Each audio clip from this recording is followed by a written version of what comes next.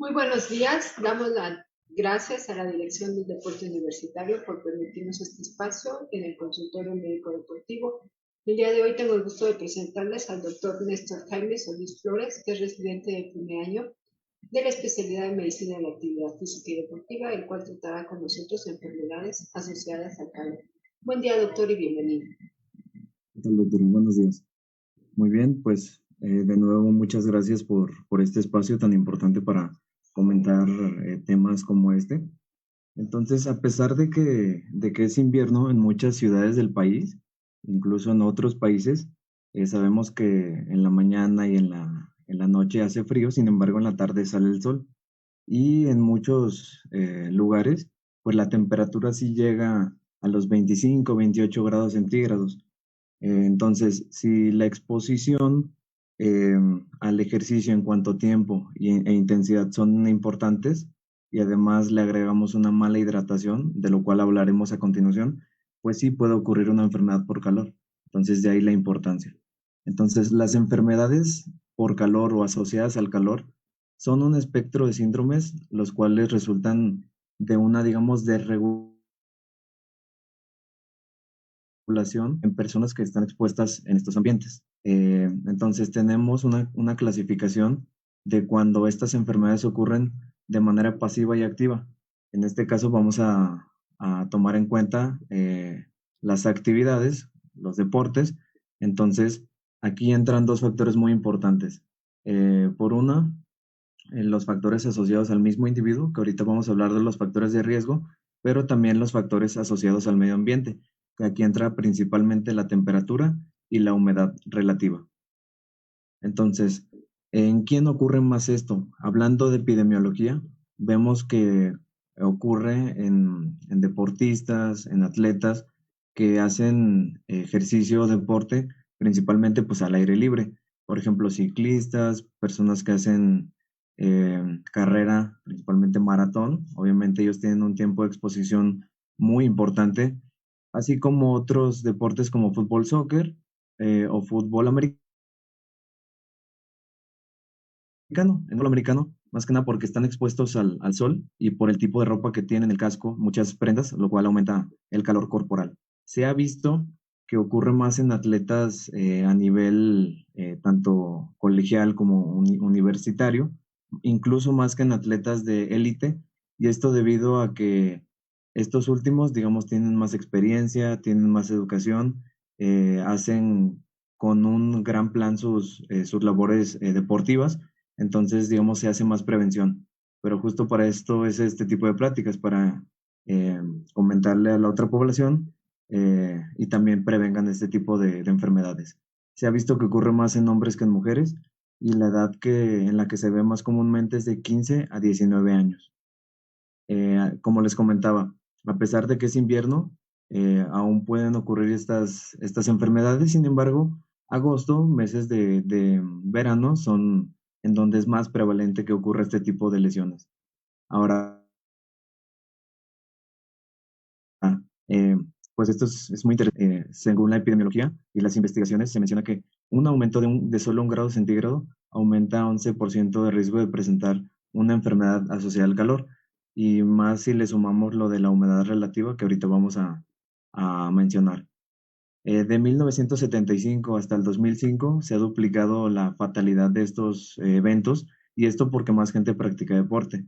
Entonces, mayor exposición, mayor probabilidad de tener una lesión o enfermedad por calor.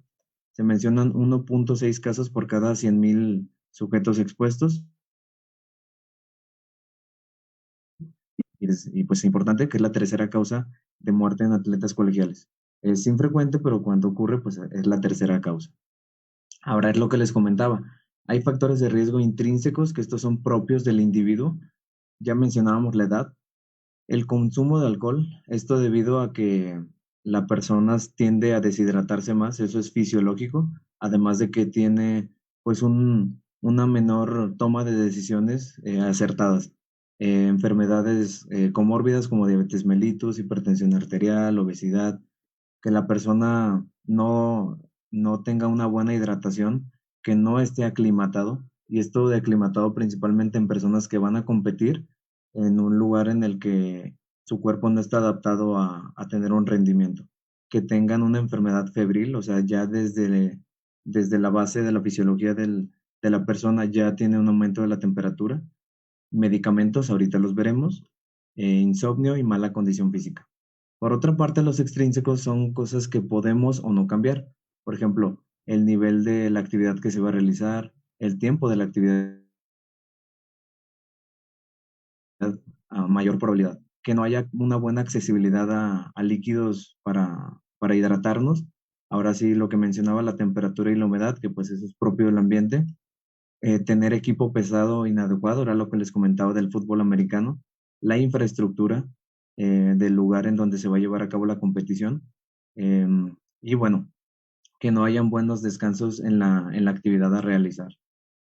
Entonces, estos son los medicamentos que pues bueno, sabemos que muchas personas realizan ejercicio, no importa si tienen o no alguna enfermedad y también de todas las edades. Entonces, estas primeras, las anfetaminas, drogas ilícitas, medicamentos alfa-adrenérgicos como el salmeterol, agonistas tiroideos como personas que tienen pues algún problema de hipotiroidismo y toman pues estas hormonas, puede aumentar la frecuencia cardíaca, aumenta la temperatura corporal y bueno, es lo que comentaba, muy parecido a como si tuvieran pues fiebre, ¿no? Ya tienen una temperatura desde el inicio elevada. Los antihistamínicos y antidepresivos tricíclicos principalmente tienen un efecto en el cual la sudoración no se lleva de una manera adecuada y por lo tanto no se puede regular la temperatura corporal correctamente. Los diuréticos, esto porque hacen que pues su principal mecanismo es la diuresis urinar, entonces hay una deshidratación. Y se ha visto también las benzodiazepinas en personas adultos mayores que tienen problemas para dormir, usan estos medicamentos, pero llegan a estar un poco mareados, no tienen un buen juicio para tomar decisiones, se pueden caer y pueden tener enfermedades por calor. Entonces, como les comento, no solo es en personas sanas, sino también en personas que toman algunos medicamentos, los cuales pueden tener una predisposición. Ahora, a esta tabla se le llama temperatura de bulbo y globo húmedo, en la cual vemos que dependiendo de las X arriba, la temperatura en grados centígrados, mientras que en el eje de las Y tenemos la humedad relativa. Entonces vemos que a mayor humedad relativa vamos a tener una menor eh, capacidad de sudar y de evaporar el calor y la sensación térmica va a ser aumentada. Entonces se ha visto que a partir de los 28 grados centígrados y a partir también de una humedad relativa de 40 por ciento en adelante, pero principalmente 40-60, es en donde ya comienza a haber una disminución de la capacidad de sudar. Entonces el calor se empieza a acumular. Por ejemplo, vemos aquí que a 28 grados la sensación térmica es la misma, casi hasta 50% de humedad relativa, pero mientras empieza a aumentar la humedad relativa, por ejemplo, a 70%, la sensación térmica ya no es de 28 grados. Si estamos a un clima de 35 grados, por ejemplo, en el norte, que es muy caluroso y una humedad relativa alta, pues la sensación térmica va a ser mucho más alta. Por lo que cuando salgamos a hacer ejercicio, pues es importante saber a qué temperatura estamos, a qué humedad relativa estamos en el ambiente y siempre llevar una buena hidratación. Entonces aquí en esta clasificación de riesgo se menciona que una temperatura abajo de 18 grados es baja, una de 18 a 23 es moderada, de 23 a 28 alta y arriba de 28 grados es muy alta. Y lo que mencionaba, si le añadimos que hay una gran humedad, es aún más peligroso. Entonces, ¿cómo se termorregula el cuerpo? Bueno, tenemos receptores periféricos en la piel, pero también centrales, en el hipotálamo, de hecho. Entonces, este es el principal termorregulador de nuestro cuerpo. Eh, Cuando comienza a aumentar la temperatura, tenemos mecanismos de regulación muy bien evolucionados y adaptados, para siempre tratar de tener una temperatura corporal entre 36.5 a 37.5 grados. Entonces, normalmente la temperatura no oscila en este rango y no se sale. Entonces, digamos, somos buenos termorregulándonos, pero cuando llevamos esto al límite, se puede perder hasta termorregulación y vienen las enfermedades por calor. Entonces, mecánicamente, digamos, somos ineficiencia de energía que producimos, no la trasladamos a movimiento, sino que la trasladamos en producir calor. Entonces hemos desarrollado estos 4 mecanismos para disipar calor: la convección, la conducción, la radiación y la evaporación. Entonces, en reposo, la radiación, que es la disipación de calor mediante rayos ultravioleta, es es el principal mecanismo para perder calor, mientras que durante el ejercicio es la evaporación. Ahora, esto es muy importante debido a que cuando ya estamos haciendo ejercicio, eh, se aumenta la tasa del metabolismo basal. Entonces, eso por sí mismo aumenta la temperatura corporal, pero sumándole que hace calor, digamos, a 28 grados centígrados, pues ya el estrés ambiental en el sistema cardiovascular, pues es importante. Entonces, la sangre que tenemos en el centro, la que está más cerca del centro de nuestro cuerpo. Entonces, lo que pasa con esta sangre es que se va hacia la periferia, hacia los brazos y las piernas principalmente, para tratar de disiparse mediante la evaporación, que es el mecanismo de sudoración. Entonces, va a ser distinto, va a ser distinta esta termorregulación en un ambiente, por ejemplo, como el de la derecha, en un ambiente caluroso, que el de la izquierda, que es un ambiente, digamos, más húmedo. A pesar de que el de la derecha parezca más, este, digamos, más agresivo, nos va a permitir sudar y disipar el calor, mientras que en el de la izquierda la humedad no nos lo va a permitir. Por eso hay que saber estas cuestiones y tomarlas en cuenta. Entonces aquí era lo que ya les comentaba, cómo en la actividad física vamos teniendo esta termorregulación mediante estos 4 mecanismos. ¿Ok? Entonces, ahora hablando, las clasificamos dependiendo de su gravedad. Las leves son el edema por calor, los calambres asociados al calor y el rash por calor. Los moderados son la fatiga por calor y el síncope por calor. El síncope es un desmayo. Eh, Mientras que los severos son el golpe de calor, la rhabdomiólisis por ejercicio y calor y la hiponatremia, que vamos a hablar brevemente de cada uno de ellos. Pero antes, eh, casi todos se tratan de una misma manera, eh, solo que las más graves, digamos, son las medidas, son, algunas son, algunas, pues digamos, mm, pues ya problemas más serios que nos pueden conllevar a una urgencia.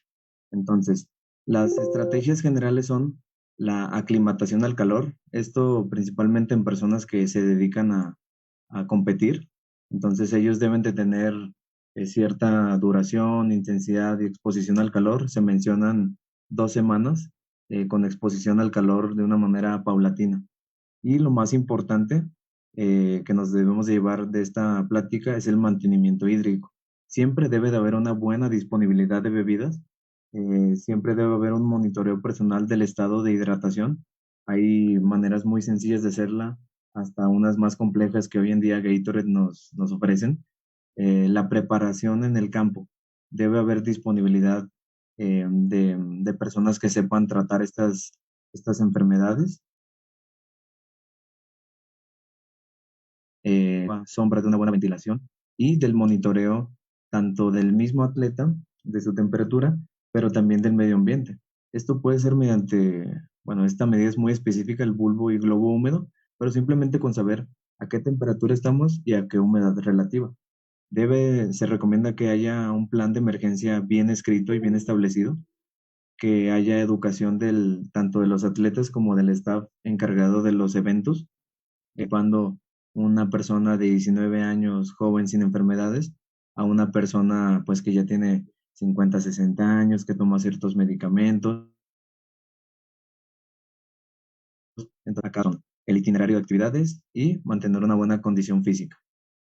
Entonces, pues se pregunta mucho cuál es la bebida ideal. La verdad es que depende mucho de cada actividad, pero esta debe cumplir estas características. Debe tener una característica de ayudar al vaciamiento gástrico, tener una buena absorción, que rehidrate y reponga electrolitos también, y que tenga un sabor y una temperatura agradables para cada persona. Esto de los electrolitos es importante debido a que tampoco las cosas también en exceso son malas, entonces el agua incluso en exceso nos puede causar una enfermedad que vamos a ver ahorita. Entonces, eh, esta organización o sociedad nos recomienda beber agua de 16 a 20 onzas antes del juego, de la competición. También durante se recomienda que cada 15 a 20 minutos se tomen de 10, pues estar todo el tiempo hidratándonos. Una manera muy sencilla, pero pues algo inespecífica, era lo que les comentaba, de ver nuestra hidratación, es ver la coloración de la orina. Entonces, aquí a la derecha vemos una imagen en la cual del 1 al 3 nos mencionan que si la orina es de ese color, digamos más clara, la persona tiene una buena hidratación.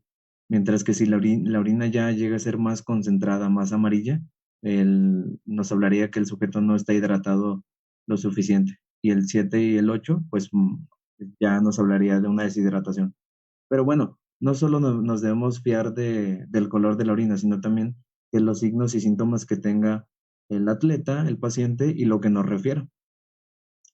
Entonces, también una acción o conducta muy frecuente que llega a ser la población es ponerse muchas capas de ropa para sudar. Entonces, se cree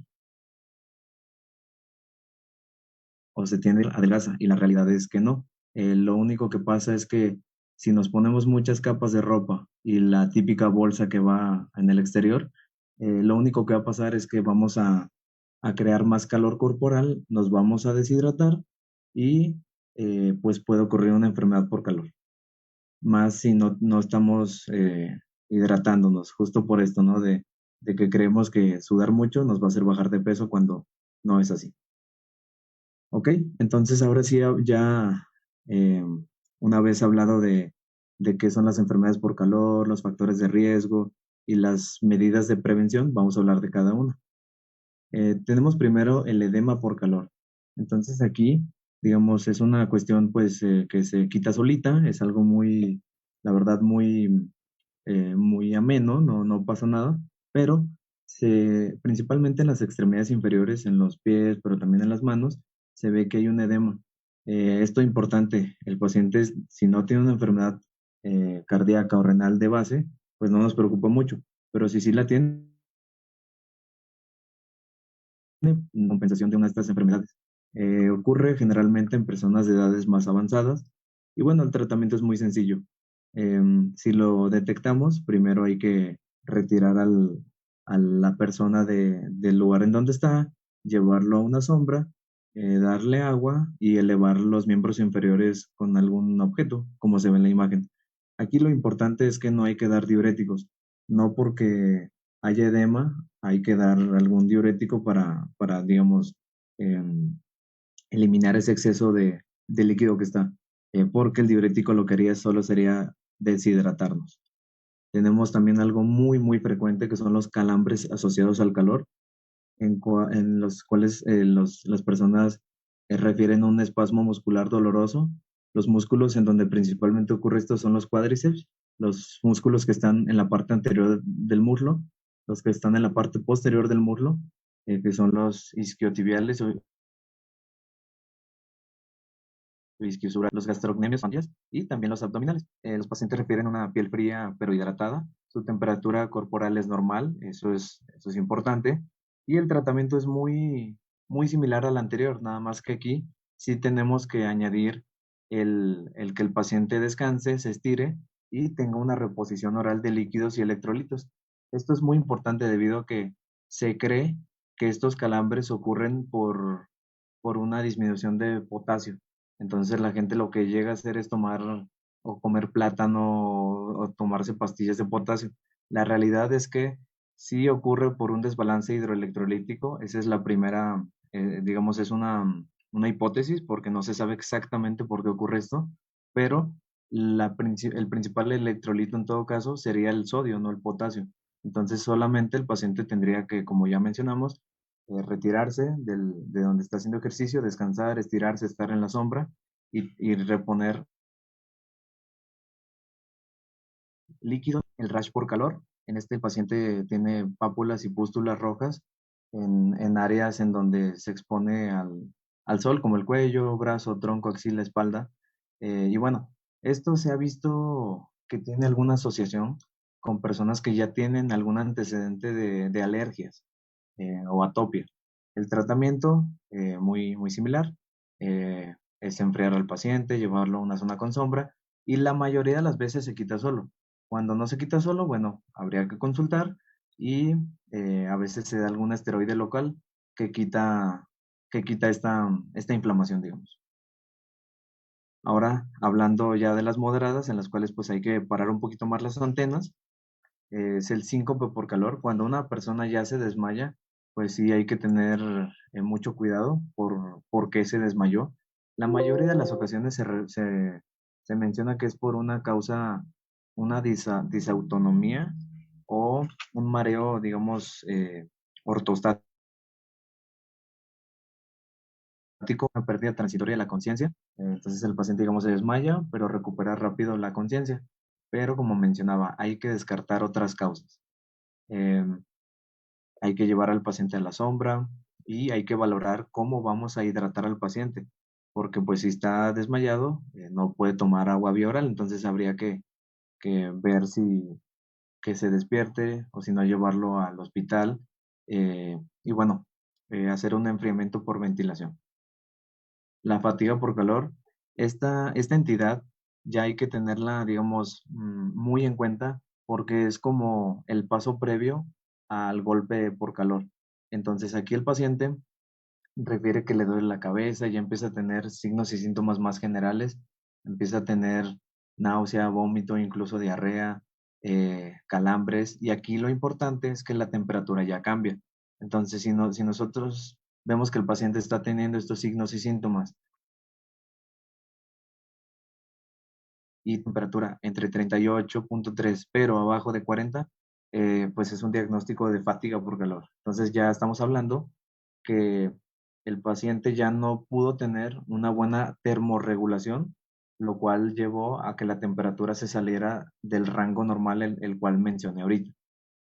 Entonces, pues aquí hay que parar el entrenamiento o la actividad porque, digamos, es como un aviso de que el paciente no está termorregulándose bien, no está hidratado y que si esto progresa o continúa, puede llevar a otra enfermedad más grave. Entonces, es muy similar la restitución de líquidos y electrolitos. Hay que enfriar al paciente, incluso con objetos o compresas frías con bolsas de hielo. Hay que ponérselas en las partes de su cuerpo, retirarle cierta ropa, como si tiene algún suéter o algo así. Y bueno, siempre estarlo revalorando. Y por último, las tres enfermedades severas por calor. Primero tenemos la rhabdomiólisis por ejercicio y calor, en la cual normalmente se ve en personas que no están acostumbradas a hacer ejercicio muy prolongado o de gran intensidad, o incluso en personas que ya hacen ejercicio y que tienen experiencia, pero que es un ejercicio tan prolongado que llega a ser muy importante, por ejemplo, un maratón o una carrera de ciclismo en la cual pues es muy larga, o una persona que va al gimnasio y hace 4 horas de ejercicio sin parar. Entonces aquí lo que sucede es que digamos, hay una lesión muscular en la cual se libera eh, creatinsinasa y mioglobina, las cuales aumenta su concentración en sangre, llegan al riñón y en el riñón causan cierta toxicidad. Entonces esto aumenta el potasio y nos da un cuadro clínico de dolor muscular, de rigidez. El paciente incluso, es algo frecuente, puede llegar a tener coluria. Esto es una orina color, digamos, como Coca-Cola. Entonces eso sería algo totalmente normal. Incluso podría haber una orina con sangre, ya sea en el mismo día o al día siguiente. Entonces tenemos estos exámenes diagnósticos para detectar esta enfermedad. Pero con el cuadro clínico, digamos, esta asociación de que el paciente hizo mucho ejercicio y luego le dan los músculos y orinó sangre, es algo muy característico. Entonces aquí podemos dividir a los pacientes en bajo o alto riesgo dependiendo de su recuperación, de si hicieron lesión renal aguda, etcétera. Pero el tratamiento es muy importante. Si detectamos esto, tenemos que ir a consultar o al hospital. Debe de haber reposo, ya no debemos movernos más y se debe hacer una prevención para que no haya una falla renal. Y esto es con una hidratación intravenosa y cuando los casos son leves, vía oral, pero siempre con la vigilancia y con el monitoreo del personal hospitalario. Y ya en casos que son muy complicados y tardíos, se puede llegar a hacer hasta diálisis. Entonces, pues es importante la rhabdomiólisis por ejercicio, la hiponatremia asociada al calor. Aquí tenemos una cuestión dilucional en la cual, como vemos en la imagen, nosotros tenemos una cantidad ya establecida normal de potasio, de sodio, de magnesio. Entonces, esta enfermedad ocurre porque una persona solamente toma agua y toma agua en exceso. Entonces, lo que sucede es que no es que, por una parte, sí se está perdiendo por la sudoración electrolitos como el sodio, pero es más que nada porque las personas tomaron mucha agua en exceso, y esto porque creyeron que así iban a evitar un cansancio, una enfermedad por calor, pero lo que sucede es que sus electrolitos se diluyen y ocurre una hiponatremia. Entonces, lo que nos refieren los pacientes es que tienen una sudoración de manos y pies, pueden tener vómito y lo más importante, llegan a tener confusión y cefalea. Ya se sienten muy cansados y unos datos más tardíos, que es cuando no se trató el paciente rápidamente, pueden llegar a convulsionar y a tener algún edema cerebral o pulmonar. Bueno, esto sería pues un escenario en el que no se trató el paciente y digamos se dejó pasar la situación. Entonces, el tratamiento es con una fluidoterapia a reposición lenta. Se debe calcular cuál es el déficit de sodio y pues se debe hacer una reposición en el hospital. Como menciono, estas enfermedades son del espectro grave y son graves, entonces se deben de tratar en un hospital. Y por último, tenemos al golpe de calor, en el cual pues es de estos tres espectros de enfermedades severas el peor, en la cual la conducción, la convección, la radiación y la evaporación ya no funcionaron en nuestro cuerpo, ya no nos termorregulamos. Entonces aquí ya se menciona incluso una fisiopatología inflamatoria, en la cual hay una desnaturalización de proteínas, hay aumento de la demanda metabólica, ya los sistemas energéticos no están funcionando bien y pues esta respuesta inflamatoria puede afectar sistemas y bueno, eso se ve reflejado en los signos y en los síntomas que presentan los pacientes. Entonces ellos mencionan, como les comentaba, algo similar a la fatiga por calor, pero pues peor, ¿verdad? Cefalea, náusea, vómito, ellos ya pueden tener convulsiones desde el inicio, taquicardia, hipotensión, y lo más importante es que la temperatura corporal cuando se tome va a ser mayor a 40 grados. Esta va a ser la diferencia con la enfermedad anterior. Y bueno, como ya mencionaba, se afectan los órganos de una manera pues sistémica, incluso puede haber una falla orgánica múltiple en la cual pues se puede afectar el riñón, el hígado, el corazón, em, puede haber hipoglucemia, incluso si no se trata, pues puede llegar a la muerte. Entonces, el tratamiento primero es reconocer el atleta tiene esto, los métodos de enfriamiento. De hecho, hace poco salió un artículo de las Olimpiadas de todo. Mencionan que la verdad lo que sí llega a salvar a un paciente en una enfermedad como estas es tener una tina de agua con hielos en la cual pues hagamos una inmersión del paciente, retirarle la ropa y pues enfriar su cuerpo de una manera urgente. Esto de manera inmediata mientras llega la ambulancia y se lo llevan al hospital. Entonces aquí hay que estar siempre evaluando el estado mental y la temperatura corporal, que esta se debe tomar de una manera rectal. Entonces, una vez que se puedan tomar líquidos, deben ser vía oral, pero si no, pues podría llegar a ser intravenoso. Y se recomienda tomar también los niveles de glucosa y de sodio para ver que no sea también una hipoglucemia. Pero era lo que les comentaba. Si tiene arriba de 40 grados centígrados, es un golpe de calor. Y bueno, era lo que les comentaba. Una vez que ya hicimos una estabilización del paciente, ya estuvimos evaluando sus signos vitales y lo enfriamos, pues el paciente de llevarlo al hospital. Y bueno, en el hospital es otro manejo que por sí mismo los médicos tienen ahí. ¿Ok? Y bueno, entonces así concluimos con esta charla.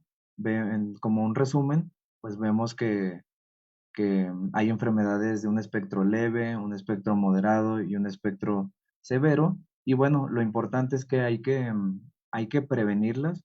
Ya mencionamos ahorita algunas recomendaciones, pero pues es importante tener en cuenta que ocurren y que aún siendo invierno también ocurren, porque como mencionaba, en la tarde sale el sol y si siempre y cuando la actividad sea prolongada e intensa y no hay una buena hidratación, no importa que no sea agosto o verano, pueden ocurrir. Incluso en la montaña, normalmente las caminatas en senderismo son muy largas, entonces los pacientes están acostumbrados a tener varias capas y si no saben también esto, pueden acumular calor y si no se están hidratando, aún en una montaña fría, puede ocurrir un golpe de calor. Es muy interesante eso. Va.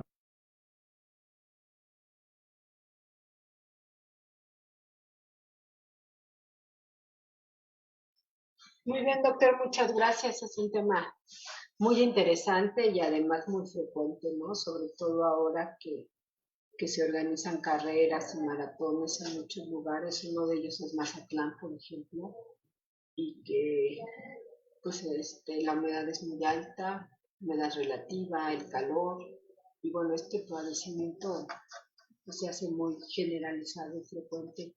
Igual hace algunos años que hubo un maratón en Boston, donde el calor era, en Chicago, perdón, el calor era excesivo y hubo muchos problemas de golpe de calor e incluso algunos fallecimientos de los participantes por no tener el manejo adecuado de esto. ¿Qué nos puede decir del casco en el fútbol americano? Ok, bueno, el casco, en el caso del fútbol, es un accesorio obligatorio debido a que ellos pueden tener alguna conmoción cerebral, es para protegerlos. Sin embargo, sabemos que, como ya mencionaba, por el tipo de ropa que ellos tienen, muchas capas, las sombreras también para protegerse y el casco, sí puede aumentar esta, este calor corporal. Sin embargo, pues una vez que el atleta pueda, digamos, retirárselo por momentos, le va a ayudar a que no se acumule tanto el calor dentro de su cabeza. Sin embargo, sabemos que el calor se acumula más en el centro del cuerpo. Entonces, pues por una parte sí aumenta la temperatura, pero es un accesorio vital para que no tengan otro tipo de lesiones. Ok, ¿y qué opina de esto que hay, por ejemplo, en la Liga MX que les dan pausas para hidratación?